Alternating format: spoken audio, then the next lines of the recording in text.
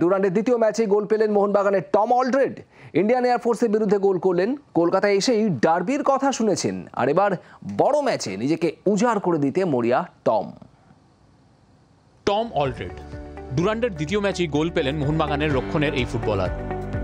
Indian এয়ারফোর্সের বিরুদ্ধে ম্যাচে 10 মিনিটের মাথায় গোল করেন টম। এর আগে টম খেলেছেন ইংল্যান্ড, স্কটল্যান্ড এবং অস্ট্রেলিয়ার বিভিন্ন ক্লাবে। ভারত তার ফুটবল ক্যারিয়ারের চতুর্থ দেশ। নতুন পরিবেশের সঙ্গে মানিয়ে নেওয়াই এখন তার প্রধান কাজ বলে জানিয়েছেন টম। কলকাতা যে তার পছন্দ হয়েছে সেটাও জানিয়েছেন এই বিদেশি defender. So I'm well aware. I'm used to change, and I'm used to adapting to change. So that was something that I was looking forward to, and so far, like you said, I'm loving it. I'm enjoying it. The training's been great, and the boys look good, and I'm enjoying living here and adapting to the lifestyle and meeting the community and people here in Calcutta. মোহনবাগানের পরের match derby. বড় match নিয়ে ইতিমধ্যেই অনেক কথা শুনেছেন Tom. ডার্বিতে ভালো perform করতে মুখিয়ে তিনি। ক্যামেরায় দীপের সঙ্গে অর্কদীপ্তর রিপোর্ট, জি 24 ঘন্টা। বাংলার আওয়াজ, বাঙালির আবেগ, জি 24 ঘন্টা।